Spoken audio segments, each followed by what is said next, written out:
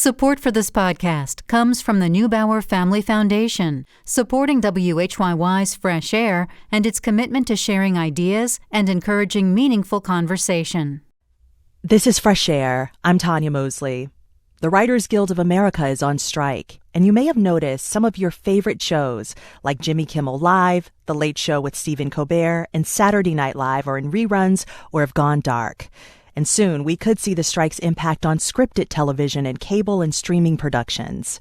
More than 11,000 writers represented by the WGA are at an impasse on a contract with the Alliance of Motion Picture and Television Producers, which represents Hollywood studios, network TV, and streaming services.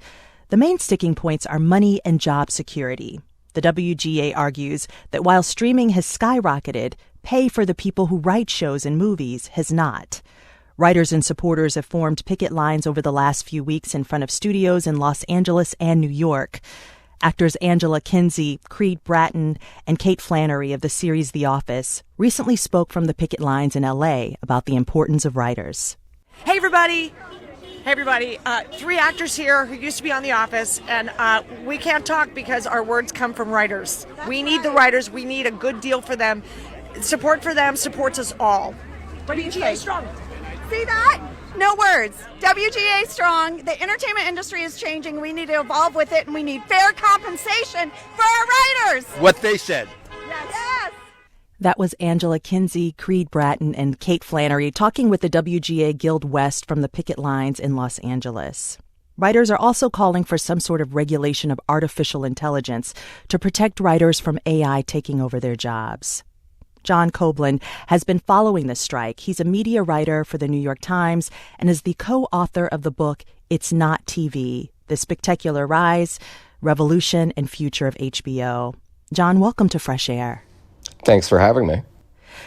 John, the WGA is calling this an existential moment, saying that streaming has essentially upended the industry model, making it harder for writers to make a living. Can we start by briefly breaking down the differences for a writer working for a show today versus 2007, which was the last time that WGA went on strike? What was the life of a writer typically like before streaming? Sure. I mean, if you think back to 2007, network and cable, that's what dominated television production. And especially a network show, those episode orders per season could be 22, 24, even 26 episodes a season. And if you were a writer staffed on one of those shows, that was a good living, and that was your full-time living. You were a writer for Desperate Housewives. You were a writer for Law & Order, and that's just what you did. And it was a pretty good life, whether you were a junior writer or just a very experienced showrunner. But then in the last decade, television production has exploded with the advent of streaming. And as a result, and we've all noticed this just as consumers of television, the episode orders are much shorter. It could be as little as 6, 8, 10, 12 episodes a season. So as a result, writers are working fewer weeks, and streaming has sort of upended every element of production.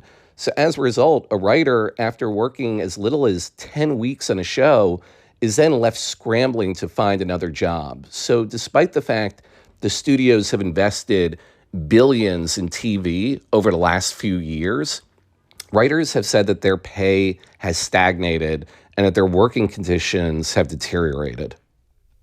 Okay, fast forward today as we're talking about that deterioration. I was reading a story of a writer who said they recently worked simultaneously in 3 writers' rooms, optioned 2 pilots, and sold a studio feature on a pitch, and yet they still needed to go on public assistance. Can you break down a little bit more for us? Why has streaming made this a common reality for writers today? In addition to those shorter time spans of work, it sounds like writers are having to pick up multiple streams of income. It's essentially turned into a gig economy. Yeah, I mean, writers are essentially freelancers, and you are going from gig to gig. But ideally, you're in a job, in a TV writing job, for a year or many years. But with the advent of streaming, it's sort of changed everything. I mean, there has been this sort of proliferation of this thing called mini rooms or development rooms. And what that means is the studios, before they even greenlight a show, they'll convene a small group of writers. It could be as little as 3, 4, or 5 writers into a room and say, get to work, just like show us what the show could be. So they'll start sketching out character development, and they'll even start sketching out scripts, like as many as 4, 5, 6, 7 of those scripts over 10 to 14 weeks. And then the studios will consider, do we want to make the show or not? Do we like these scripts? Do we like where this story is going? But in that time where they're deciding, the writers, all of a sudden, they have to go and find another job. So by the time the studio has given a green light, by the time the studio has said, yes, we are going to make this into a show, the writers might have another job, and then they can't stick it through with that show. This is one of the things the writers are most concerned about, sort of these development rooms, these mini rooms. And they want to correct the quote-unquote, what they say are the quote-unquote abuses of these mini rooms. How have these mini rooms disrupted writers' ability to actually grow in the industry and move up within the industry? It's really interesting. So if you are in this mini room, you're there anywhere between 10 and 14 weeks, and then off you go. The studio says, we don't need your services anymore. We're going to consider whether or not to greenlight the show. You're left scrambling to find another job. And suddenly when they do greenlight the show and they decide to start producing the show, that is, they decide to start filming the show, you're not there. There's one writer who I interviewed recently named Mike Schur. He's the co-creator of Parks and Recreation and the creator of The Good Place. He told me that when he was a young writer, he worked on the early seasons of The Office. And there he learned how to write a script and rewrite a script. He learned how to work with actors on set. He learned how to scout a location. He learned sort of these weird specialized crafts like sound mixing and set design. This was stuff that he didn't know. This was stuff that he couldn't read in a book. But for decades, television has been there's been sort of this apprenticeship where you learn through experience. You learn by being on a show. And Mike Schur is concerned that with the advent and the proliferation of these mini rooms, all of a sudden, if you're a young writer, you're not around on set and you're not learning all those special crafts that he learned. You're not learning what a showrunner didn't like in your script. And he thinks that this could have a long-term, really devastating effect where you've got writers who are really, really talented and have a lot of interesting takes on the world, but when they are asked to create a show, they quite literally will not know how to do it. They will not know all those things that you needed to learn when you were in your 20s or your 30s or your early 40s. They won't know how to handle it. And he sees a coming crisis if more writers are not around for filming. I want to also get into something else, and this is the formula that studios use to pay these writers. Can you give us a simplified version of this formula and how this streaming first model has not evolved with this formula? Sure. If you think back to the days of traditional television, that is network and cable TV, if you had a hit show, a show that went more than 100 episodes, you went into syndication. So if you were a writer on an episode of that show and it goes into syndication, which is essentially a rerun, if you see that show on at like 6 or 7 o'clock on cable or something, it's in syndication, you get a check. And if that show got sold overseas, you'd get a check. If that show had a DVD sale, you'd get a check. But if you think of the streaming services that we watch, think of a Netflix or think of an Amazon. These are global streaming services. There is no syndication because if I have a show that went on Netflix in 2015, 8 years later, it's still on Netflix. There are no international deals because Netflix is a global streaming service.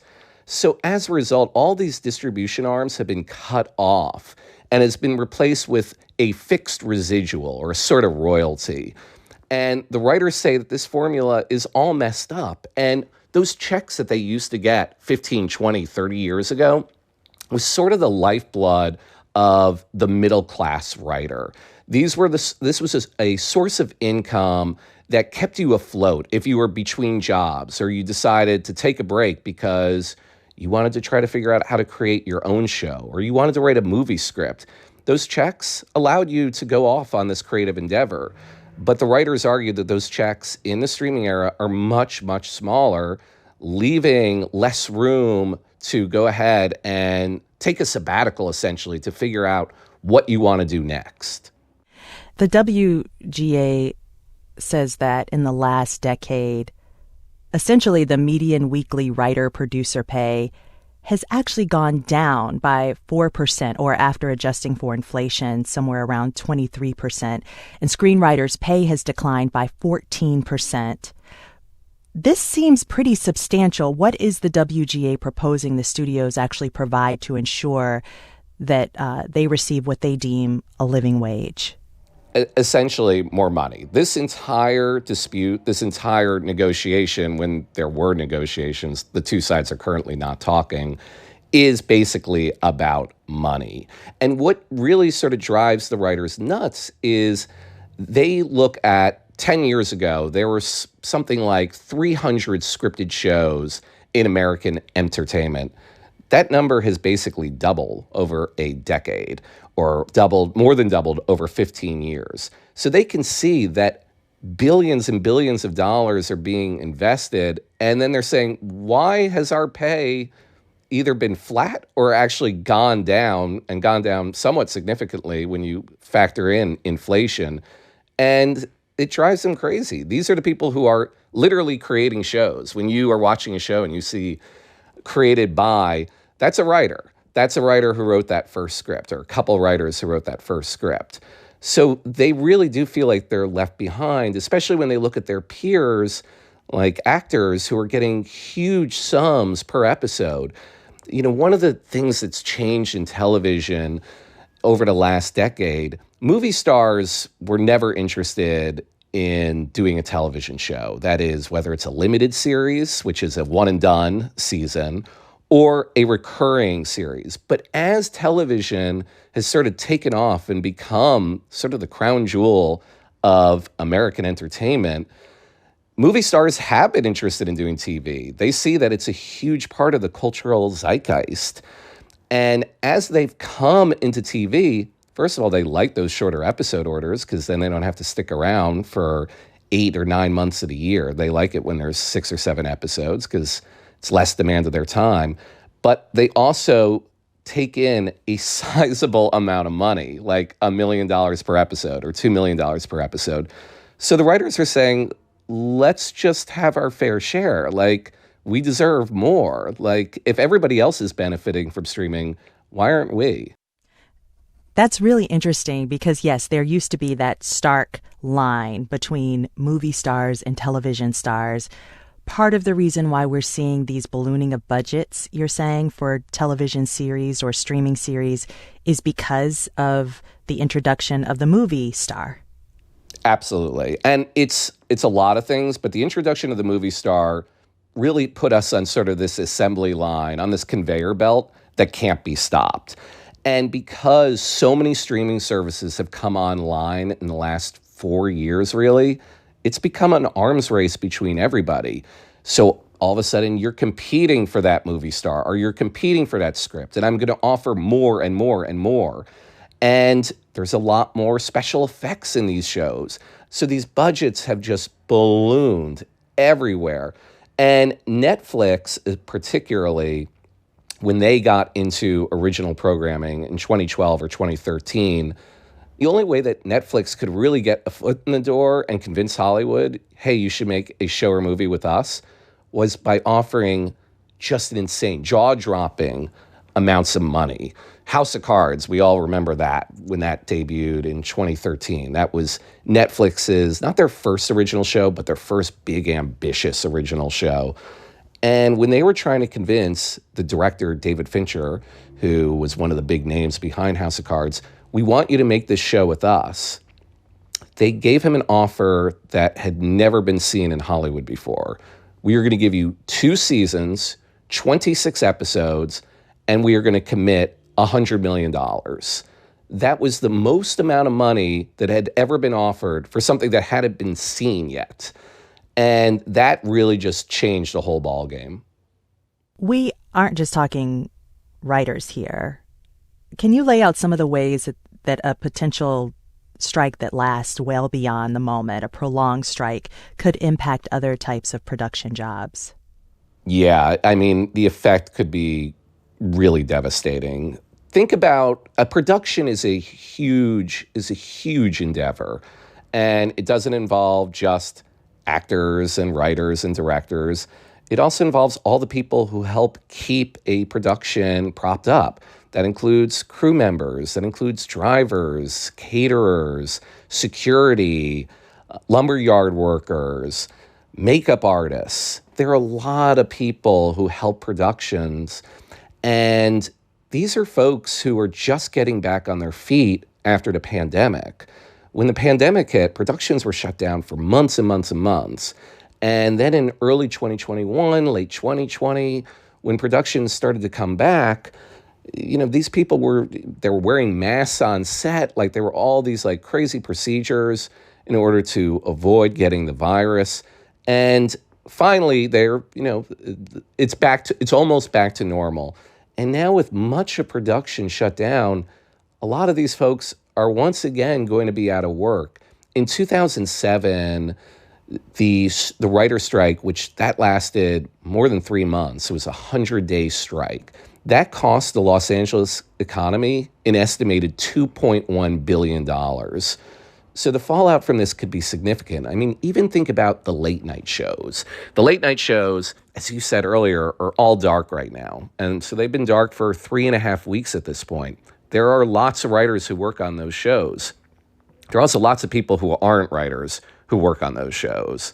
There are producers, security. There's like 200 plus people who work on Stephen Colbert's late night show or Seth Meyers' late night show or Jimmy Fallon's. Those people are currently out of work. And it looks like, considering that neither side is talking to each other, they're going to be out of work for quite a while. John, I want to get deeper into the way streaming services have impacted the industry. You've written about something that comes into play here, and that's peak TV. Essentially, we've become accustomed to having access to hundreds of shows every year. It's a guarantee that we'll always have something new to watch. And you say that peak TV has essentially peaked. Yeah, I mean, it's funny. So we have gotten accustomed over the last 12, 13 years. Each year, there are more scripted shows in American entertainment. There was a blip there right around the pandemic, but otherwise it's just gone up and up and up and up. However, last year, in April of 2022, something very surprising happened. Netflix, in an earnings report, they said that they had lost subscribers for the first time in a decade. It was a shock to everyone in the entertainment industry, and it was a shock to Wall Street. And what occurred in the next couple months is what is called within the entertainment industry the Netflix correction. That's when everybody said, uh-oh, if that happened to Netflix, the big mighty Netflix, when is that going to happen to us? So in the middle of last year, that's when all the studios became very cautious about ordering new series straight to series, giving them a green light. So suddenly we saw the market drying up. I remember anecdotally talking to executives and producers in the latter part of last year, and they were calling me up and they were saying, nobody's buying anything anymore. We haven't seen this in a really long time. Nobody's buying anything. And then I went and checked the numbers, and it was true. Finally, the number of scripted shows that were being ordered by the studios was going down. So this was happening even before a strike, and it's a trend that has continued into this year. So the days of having more scripted entertainment than the year before, that's over. Now couple that with a writer's strike, and I think by the end of next year, by the middle of next year, and certainly by the end of next year, suddenly when we're used to 4 or 5 or 6 new shows, like every couple days, and certainly at least a dozen shows every week that we can choose and pick which one we want to watch, those days have come to an end. Some would argue that that's a good thing because was that glut of programming really good for anybody? If you're just joining us, we're talking about the writer's strike in Hollywood with New York Times media writer John Koblin. The Writers Guild of America has been on strike for more than 3 weeks in a stalemate with television, film, and streaming studios over pay and job security, which they argue has not kept up with the tremendous growth of streaming services. I'm Tanya Mosley. This is Fresh Air. This is Fresh Air. I'm Tanya Mosley, and today we're talking about the writer's strike in Hollywood with New York Times media writer John Koblin. More than 11,000 writers represented by the WGA are at an impasse on a contract with the Alliance of Motion Picture and Television Producers, which represents Hollywood studios, network TV, and streaming services. The main sticking points are money and job security. Soon we could see the strike's impact on scripted television and cable and streaming productions. When we left off, Koblin was explaining how the advent of streaming services brought about peak TV, but last year, peak TV peaked. During these times of peak TV, did we see a growth in the number of writers who came into the industry? We certainly have a more diverse pool of writers. This is like one of the great things that happened from peak TV, where we have shows that just would never have existed 10 or 15 years ago. We have shows really catering to every conceivable demographic. You could stretch all the way back to Orange is the New Black, which debuted on Netflix about a decade ago about a women's prison, or Insecure, a show from Issa Rae about Black female friendships. There are so many gems, so many great shows that the TV studios just wouldn't have made a decade ago. So we've had a much greater, a much wider aperture in terms of the sort of television that we can watch and the sort of television that is catering to different audiences. That's been a good thing, but what happens on the other side when we start to see the number of scripted shows decline and we have a writer's strike right in the middle?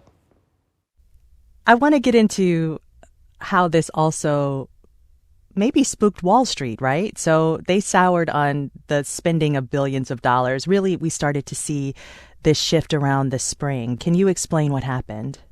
Sure. So for years, we were talking about Netflix and just their freewheeling spending habits, which they had to do in order to convince the entertainment industry, TVs and movies over the internet will work, we promise you. But if you don't believe us, here's a ton of money. And the reason they had access to all that cash, Wall Street said, go for it. We don't care what your free cash flow is. We don't care how profitable you are.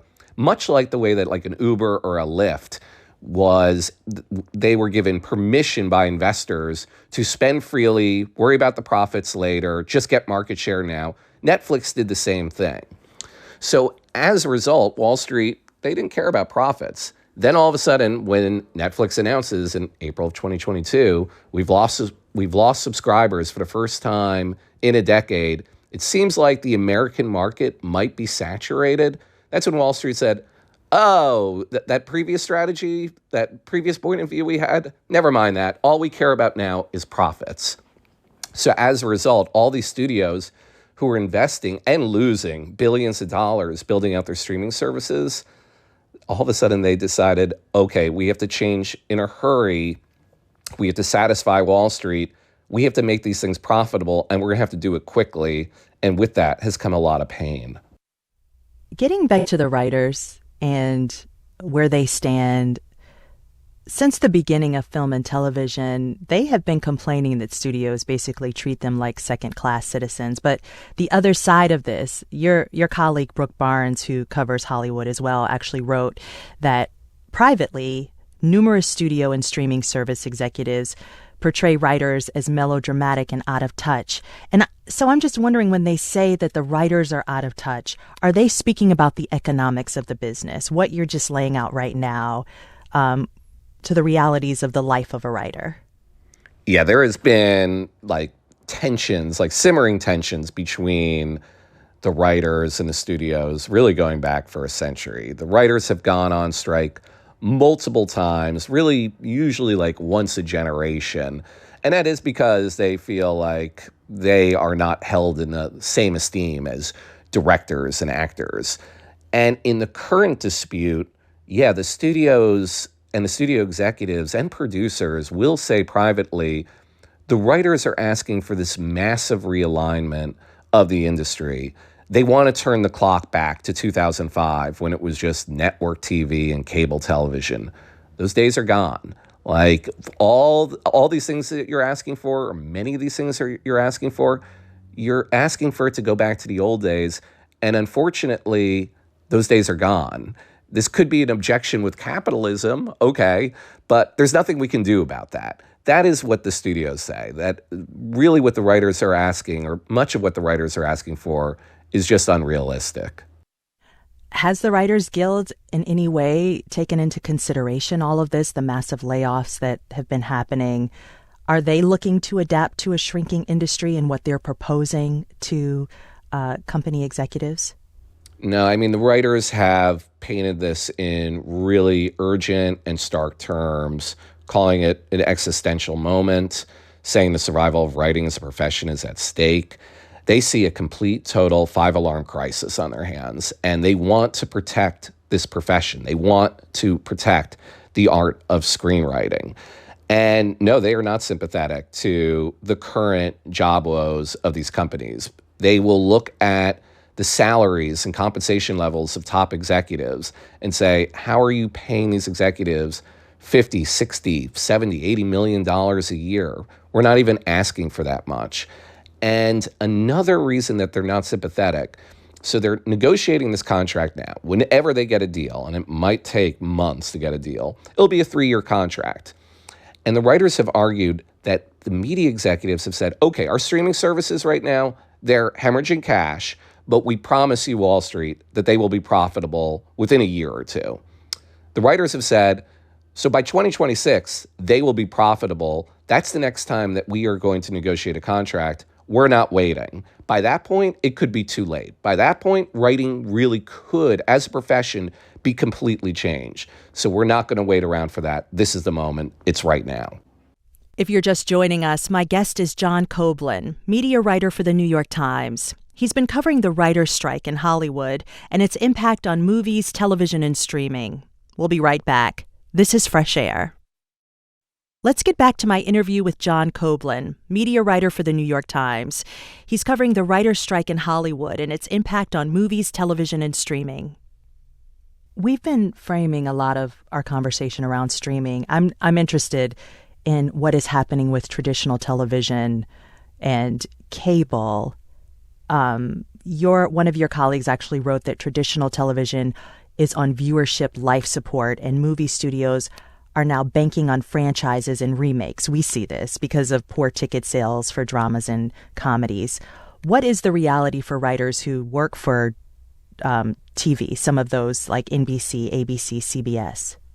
I mean, what's kind of ironic is the Writers Guild has said that in the network TV model, if you are still working on a network show, you, as a writer, you're doing a little bit better than if you're working on a streaming show. On the flip side, network TV is not doing well. It's not doing well at all. At streaming and everything that happened in the pandemic, when our viewing habits really changed, when we were stuck at home, we needed more stuff to watch.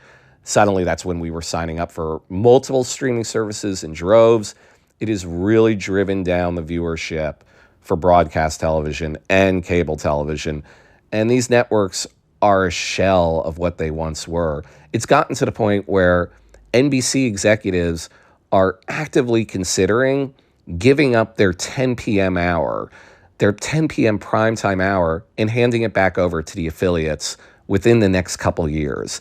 NBC 10 p.m. for news. Yeah, like NBC 10 p.m., that was like where we watched ER. Like that's where we watched Law and Order at times. Like that used to be one of the plumbest time slots you could find in American entertainment.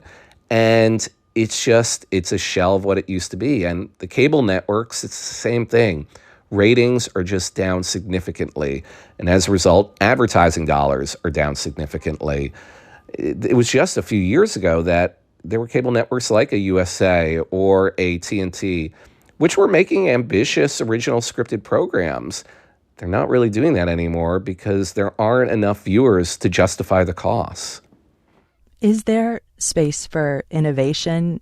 You've written how the last strike in 2007 brought about the growth of unscripted shows, basically reality TV. And reality TV is still very popular, but we've also become accustomed to really great scripted shows like Succession. What is your read on how much value viewers actually hold for quality writing? And is there space for something else to pop up?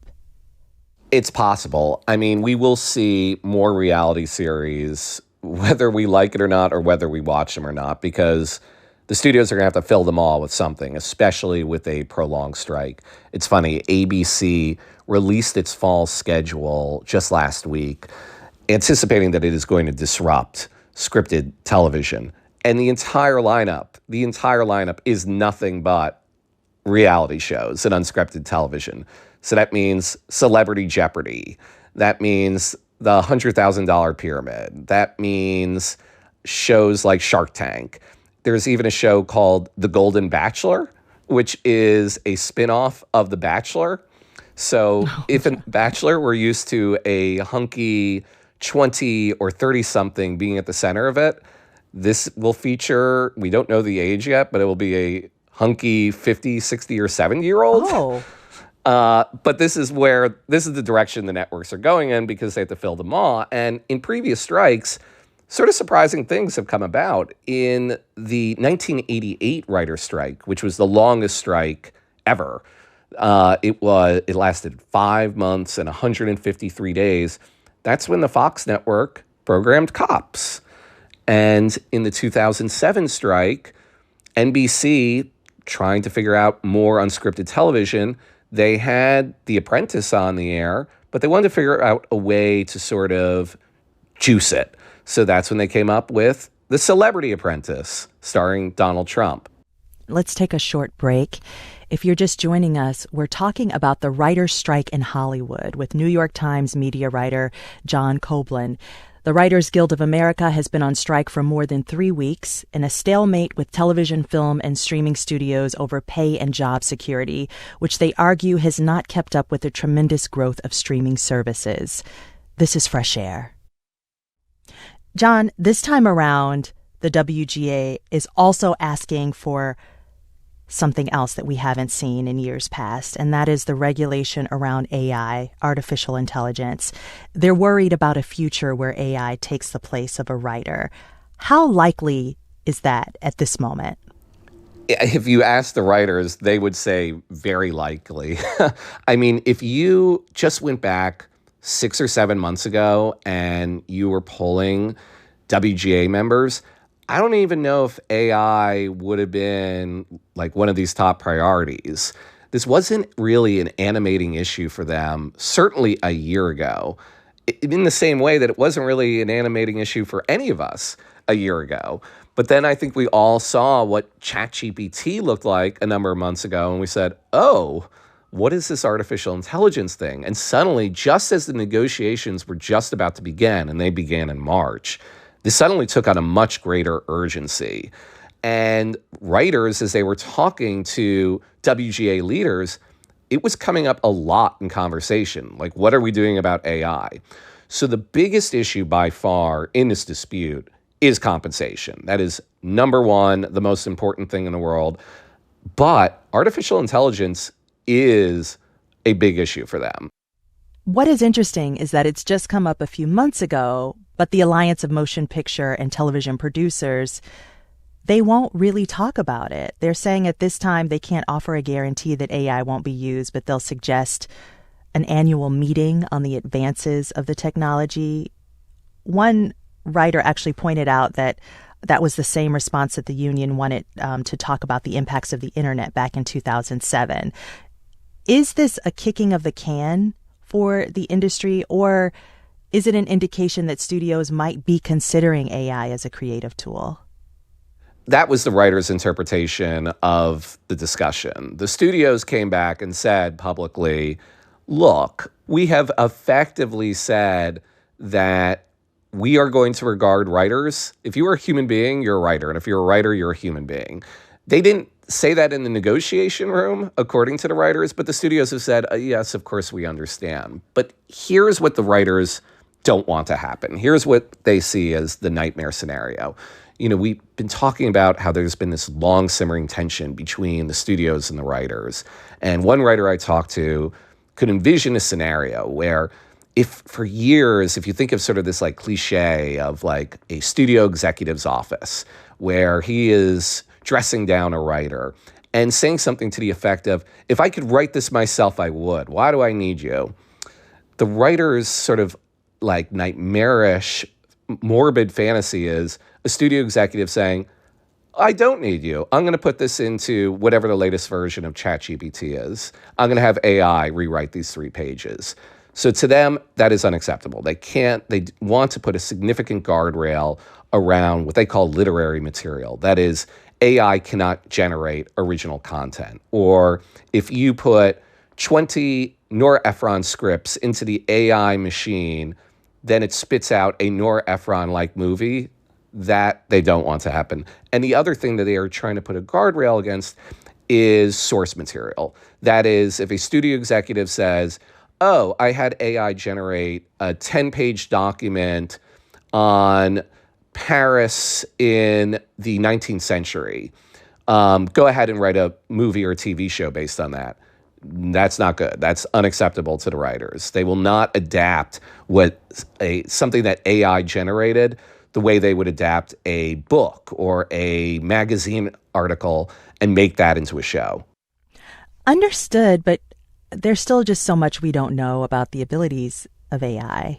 It still seems, even with the scenario that you laid out, that it'd be hard to put in direct language that could protect writers.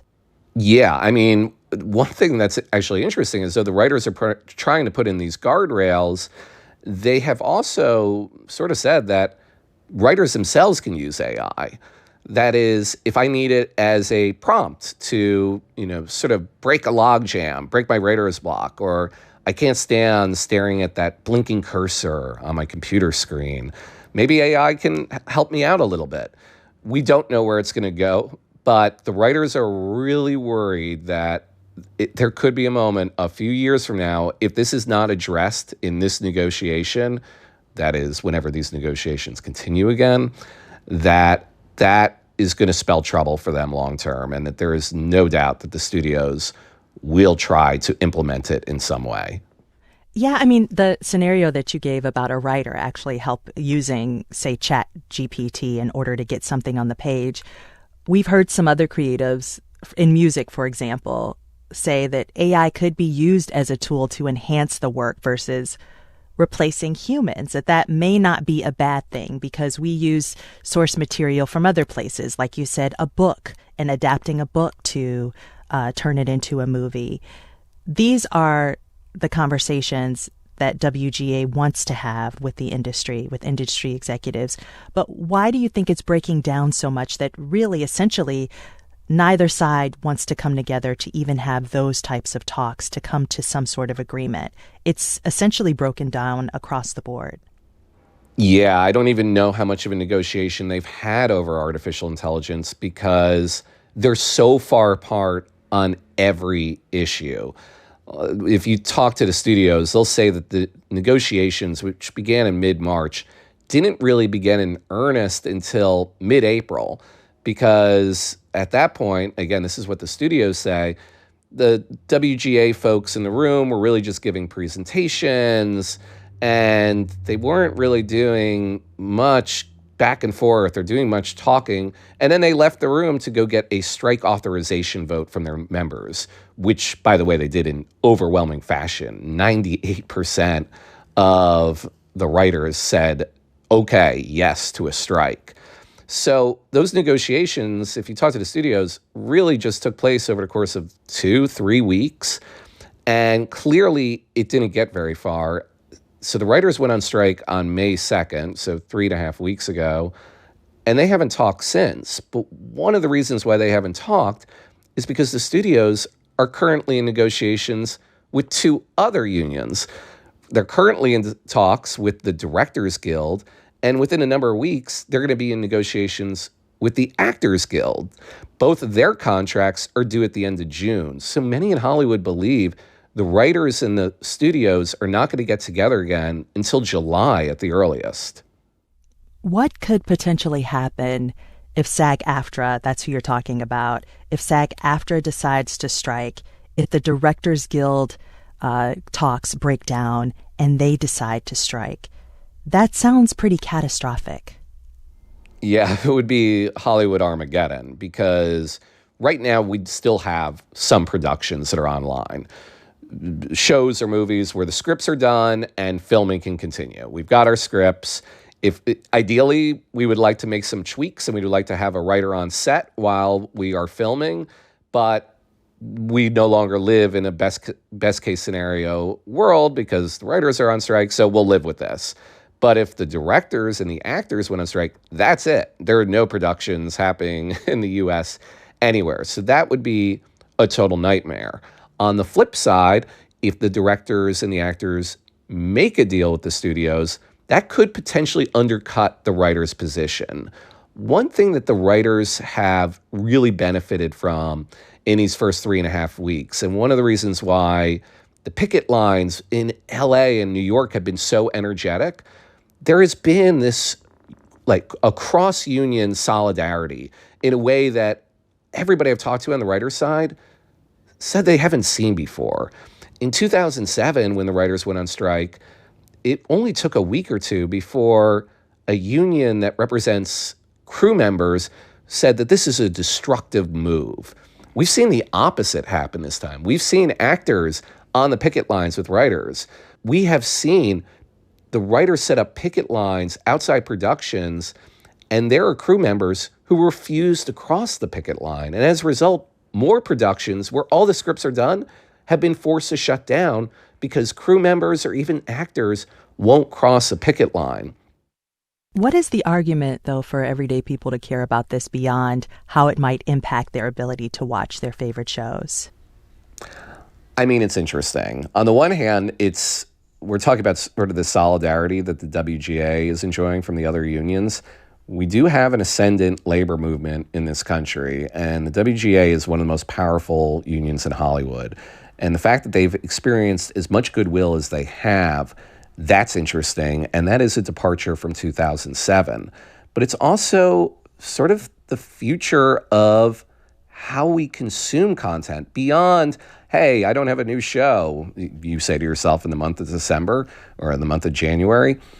It really is about this huge shift that we have seen, this technological shift that we have seen in entertainment where, I mean, again, it was just 15, 20 years ago that we still did appointment television. We don't do that anymore.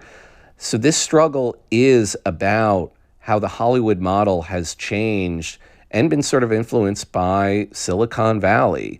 It does touch on sort of larger flashpoints in the American conversation right now. There is a reason why the writers are calling this an existential moment. It really is reflective of huge technological shifts that we have seen in recent years. John Koblin, thank you so much. Thank you. John Koblin is a media writer for The New York Times. He's been writing about the writers' strike in Hollywood and its impact on the movie, television, and streaming industry. Fresh Air's executive producer is Danny Miller. Our technical director and engineer is Audrey Bentham. Our interviews and reviews are produced and edited by Amy Salet, Phyllis Myers, Roberta Shorak, Sam Brigger, Lauren Krenzel, Heidi Saman, Anne-Marie Baldonado, Teresa Madden, Seth Kelly, and Susan Nyakundi. Our digital media producer is Molly C.V. Nesper. Thea Challoner directed today's show. For Terry Gross, I'm Tanya Mosley.